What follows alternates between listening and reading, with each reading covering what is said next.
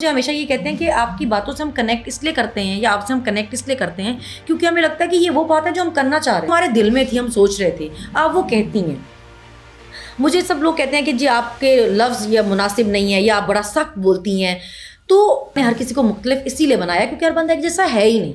आप किसी से उम्मीद नहीं रख सकते क्योंकि ये ऐसे बोलती है तो इसको भी ऐसे ही बोल लेना चाहिए, इसका गेटअप ऐसा है तो इसको भी ऐसे गेटअप कर लेना चाहिए। हर बंदा दूसरे से मुख्तलिफ है, जैसा है आपको उसको वैसा एक्सेप्ट करना चाहिए। हर बंदे की काबिलियत भी अलग है ना। कोई किस तरह, कोई किसी की काबिलियत है कि वो अपनी बात से लोगों को मोटिवेट कर सकता है, किसी की काबिलियत है वो घर से बाहर निकल के लोगों को निकाल सकता है। हर कोई अलग अलग काम करेगा और खूबसूरती भी यही है ना। अगर सभी एक जैसे हो जाएंगे तो फिर किस तरह चलेगा। तो मुझे सब जब मिलते हैं तो मुझसे ये एक्सपेक्ट नहीं करते कि मैं कोई मुनाफकत करूं या मैं लहजा अपना धीमा कर लूं या मैं बाकी पॉलिटिशियन बनने की नकल करूं। वो मुझे हमेशा ये कहते हैं कि आपकी बात हमें अच्छी ये बात लगती है, आप वो बात करती हैं जो हम सुनना चाहते हैं। अभी लोगों को ये ऐसी मुनाफकत की सियासत नहीं चाहिए। लोगों को चाहिए कि भाई आप सही सीधी बात करें, जो हक बात है वो करें, चाहे फिर उसके लिए आपको आपका लहजा आपका जैसा भी हो। नहीं देखिए, मेरे अब्बू जो है ना वो बहुत डिफरेंट है। हमारे घर का माहौल ही मैंने आपको बताया शुरू से बहुत डिफरेंट था। मेरी पुप्पी भी क्योंकि इकलौती थी तो मेरे दादा ने उनको बड़े लाड से रखा हमेशा। तो फिर जब हम भी, हालांकि हम 3 बहनें और हमारा भाई इकलौता है, लेकिन इसके बावजूद बाबा ने हमें हमेशा बहुत लाड से रखा। हमें कभी ऐसा, अगर मेरी अम्मी कभी कहती भी थी ना कि भी ट्रिप जा रहा है, लड़कियां रहने दो, कहाँ जाएंगी, तो मेरे अब्बू कहते हैं कि क्या बात कर रही हो, ये कौन सा ज़माना है। बाहर निकलेंगे, दुनिया देखेंगे तो कॉन्फिडेंस आएगा ना। इनको घरों पे बांध के रखोगे, अपने दुपट्टे से बांध के रखोगी हमेशा, तो ये बाहर निकलेंगी, देखेंगी, लड़ना सीखेंगी, तो दुनिया से मुकाबला करना सीखेंगी तो दुनिया में निकलेंगी बाहर ना। तो अभी वो दौर तो नहीं है कि अब अपने बच्चों को अपने परों के नीचे छुपा के रखें। मेरे अब्बू का कभी भी मेंटेलिटी ये नहीं थी कि वो कहेंगे बेटी हो तो तुम घर में बैठी रहो, बंद हो जाओ, पढ़ो लिखो। मुझे याद है कि मैं जब अपने मास्टर्स के भी पेपर दे रही थी, जब मैं पेपर दे के आती थी तो मेरे दादा मेरा इंतजार कर, इतनी गर्मी थी और पेपर दे के आई है तो मैं बताओ तुम्हें क्या ठंडा, तुम्हें क्या लेके आऊँ तुम्हारे लिए ठंडा पीने के लिए। तो मेरे घर में ऐसा माहौल था कि मेरे दादा दादी, फैमिली जो भी है, वो लड़कियों को ये बातें करने वाले थे ही नहीं कि लड़कियां हैं तो ये नहीं करना, लड़कियां हैं तो वो नहीं करना। तो मेरे अब्बा डिसऑन कर सकते ही नहीं थे। वो हर चीज़ जब वो बोलते हैं कि इसके पास इतने पैसे, तो मेरे पास तो नहीं है, वो मेरे अब्बा के पास ही है, जिसमें से वो शेयर बताते रहते हैं कि मेरे इस बच्चे का ये है, इस बच्चे का ये, इस बच्चे का। कभी ये वो करते ही नहीं। वो कहते हैं कि जो कुछ है मेरे बच्चों का, मैंने चाहे मुझे सब कुछ लगाना पड़े। मैं आपको ये बता रही हूँ कि जब बार बार अरेस्ट होता था, ये रिलीज़ भी हुई, तो मैं, जब हम बाहर ही थे तो मैं अपने भाई को एक दिन कह रही थी, मैंने कहा वैसे मुझे अब इतना अजीब लग रहा है कि मैं बाहर आ गई हूँ। मुझे लगता था ये कभी सिलसिला ख़त्म ही नहीं होगा, ये इसी तरह ही चलता रहेगा, अरेस्ट, और मैं कभी बाहर आ ही नहीं सकूँगी। तो मेरे भाई ने कहा ऐसी की तैसी, ऐसे नहीं आ सकोगी बाहर। फैमिली ऐसी थी कि मेरी फैमिली, बाकियों की अगर फैमिली से ये मैसेजेस आते थे ना कि आप चुप हो जाएं, आप थोड़ी देर खामोश हो जाएं तो हालात ठीक हो जाएंगे, वो जाने देंगे। मेरे तो घर वालों का ही मुँह सारा टाइम बंद नहीं हुआ। मेरे तो घर वाले ही इंटरव्यूज़ देते रहे, मेरे बच्चे देते रहे। मुझे पता चलता था आज तुम्हारे अब्बू ने ये बोल दिया, मैं कहती थी सही हो गया, आज तुम्हारी अम्मी ने ये इंटरव्यू दे दिया। तो हर दूसरे दिन किसी ना किसी केस की पेशी हो जाती थी, तो मैं कहती थी जी सही माशाल्लाह। तो मेरे तो घर वाले अनोखे थे, तो वो खुद ही नहीं रुके, उन्होंने ना मुझे कभी फोर्स किया इस चीज़ के लिए। डिसऑन करना तो बहुत दूर की बात थी। मेरे अब्बू का तो बस नहीं चलता था कि वो पैसे इसलिए लगाते रहते थे कि भाई इसको कोई कुछ कहे ना, इसको कोई कुछ कहे ना। तो मुझे याद है कि जेल में एक टाइम ऐसा है कि कैंटीन से सामान मंगाना होता है। कुछ चीज़ें ऐसी होती है जो हम कैंटीन से मंगवाते थे, तो एग्स वगैरह वहाँ पे आना बंद हो गए। उन्होंने कहा कि जी वो जब आते हैं वो टूट जाते हैं, ये वो करके। तो हम लोग सुबह नाश्ते में अंडे वगैरह खाते थे। तो मैंने अपने अब्बू को कहा, मैंने कहा पापा वो हमें कैंटीन से ना एग्स नहीं आने दे रहे ना, और जब आप सामान भेजती हैं तो वो इतना सामान उठा के फेंकते हैं कि चीज़ें टूट जाती हैं। तो आप सोचें कि 3 दर्जन अंडे जो शायद 1000 रुपये भी नहीं थे, वो मेरे अब्बू ने भेजने के लिए पता नहीं 10,000 रुपया दिया, और उस बंदे को बोला कि ये सिर्फ सही सलामत अंदर पहुंचा दो कि ये अंडे टूटे ना, कि वो उसने नाश्ते में खाने होते हैं अंडे। तो मतलब मेरे अब्बू लोग तो इस तरह करते रहे, अंदर एक अंडे सही सलामत पहुंचाने के लिए कहा कि ये, और वो फिर इस तरह देखिए हुआ कि वो अंडे जब आए तो वो जो विमेन सेक्शन जो है वहाँ पे मर्द अलाउ नहीं होते आना ना। एक खास उस तक आ सकते हैं, उससे आगे नहीं आ सकते, उस तक वो मेट्रन्स ही जाती हैं। तो वो लेडी वार्डन को कहे कि नहीं आप दरवाजे के उस तरफ से ही मुझे उनकी आवाज़ सुनवा दें कि ये उनको डिलीवर हो गया जी, अंडे उनको डिलीवर हो गए। तो इतना अच्छा उन्होंने काम कर दिया कि जी ये आप मुझे सबूत दे दें कि उनको सही सलामत पहुँच गए हैं। तो हमें जो वहाँ की सुपरिटेंडेंट थी वो छेड़ती होती थी, वो कहती थी तुम लोगों ने आके पूरी जेल की आदत ख़राब कर दी है, तुम लोग इतने पैसे देते हो सारों को कि तुम्हारे घर वालों ने बेड़ा गर्क कर दिया पूरी जेल का।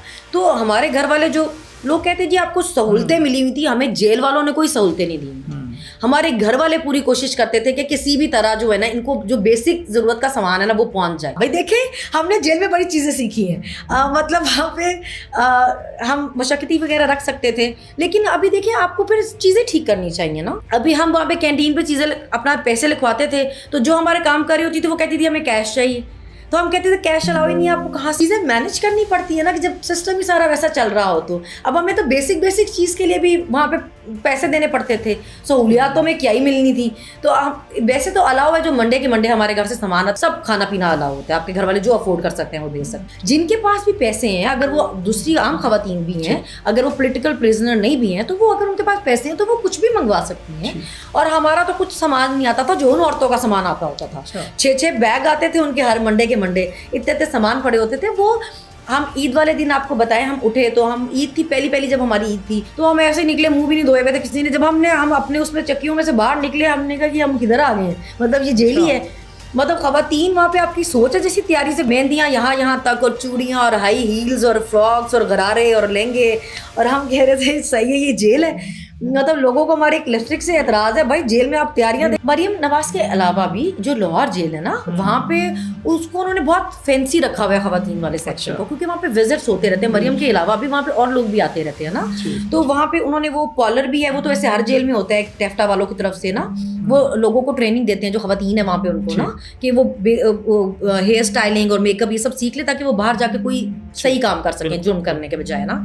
इसके अलावा सिलाई स्कूल होता है जहाँ पे कढ़ाई सिखाते हैं, स्टिचिंग सिखाते हैं, तो ये काम भी करवाते हैं। खवातीन वहाँ पे एंकलेट्स वगैरह बनाती हैं, की चेन्स बनाती हैं, पेन बनाती हैं, फिर वो बेच के उनको पैसे में मिल जाते हैं। तो ये काम वो करते हैं, जेल में होते हैं। ये कोई ऐसी चीज़ नहीं थी क्या कहीं हमारे लिए स्पेशल हुआ।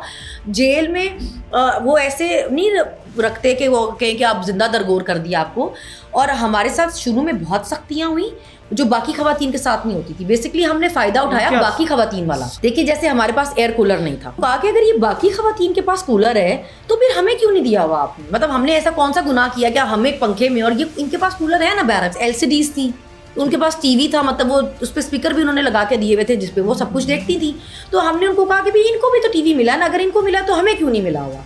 तो हम तो बल्कि उनकी वजह से बेनिफिट लेते थे कि भाई अगर इनको सब कुछ मिला हुआ तो फिर हमें भी दे। हफ्ते में 3 दफ़ा अपने घर कॉल कर सकती थी, वो उन्होंने हमें नहीं दिया, वो उन्होंने हमें एंड तक नहीं दिया। उन्होंने कहा कि भाई दहशतगर्दों को फ़ोन की सहूलत। हम तो खुद उनकी उससे रेफरेंस से मांगते होते थे चीज़ें कि भाई इनको ये अलाउ किया हुआ है, हमें भी कर दो। शुरू में तो हमें वो खोलते ही नहीं थे, चक्कियों में सारा टाइम बंद रखते थे ना।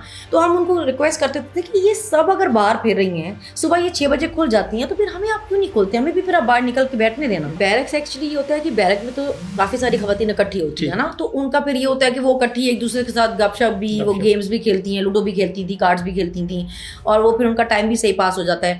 हमें उन्होंने चक्कियों में रखा हुआ था और उन्होंने हमें मौत की चक्कियों में रखा था। उन्होंने हमको ये अपनी तरफ से सजा देने की कोशिश करके मौत की चक्कियों में रखा था, जो टाइल वाली तो बिल्कुल भी नहीं थी। इवन उनकी ये हालत थी कि एक दिन आलिया वो जो चक्की के अंदर ही वो छोटा सा एक साइड में जो बाथरूम होता है उसके पास खड़ी हुई थी, तो जो ऊपर छत का सीमेंट था वो नीचे गिर गया, और अच्छा खासा बड़ा पीस गिरा। तो हमने उसको कहा शुक्र है कि तुम बच गई हो, कि तुम्हारे ऊपर नहीं गिर गया। तो मतलब उन चक्कियों की हालत तो ऐसी थी। फिर उसके बाद ये वहाँ उन चक्कियों में हम कोई 10 महीने रहे। 10 महीने उन्होंने हमें उस चक्कियों में रखा है जहाँ हर दूसरे मिनट एक छिपकली आ जाती थी, और फिर हर चक्की में आवाज़ पड़ती थी सनम सनम और मैं फिर छिपकलियाँ मारने जाती थी। तो एक्चुअली ये मसला है कि मुझे आप इन चीज़ों से इसलिए भी नहीं डरा सकते क्योंकि मुझे इन चीज़ों से डर नहीं लगता। ये छिपकलियाँ चूहे और ये वो सब करके मुझे नहीं इन चीज़ों से डर लगता। हाँ आलिया तो आप इमेजिन करें, आलिया तो बिल्ली से डरती है। अब जब छिपकली कोई आ जाती थी ना तो इतनी चीखें लगती थी, तो मैं जाके मैंने एक दिन मैंने कहा खुदा का खौफ करो, तुम लोगों की चीखें सुन के तो वो छिपकली को हार्ट अटैक हो गया होगा, वो बेचारी मर गई होगी चीखों से कि पता नहीं क्या हो गया। तो एक दिन तो बिल्ली आ गई और ये आयशा और आलिया और ये सब लोग चरपाइयों पर चढ़ गए इस तरह करके, वो एक दूसरे को देख रहे हैं कि तुम भगाओ बिल्ली।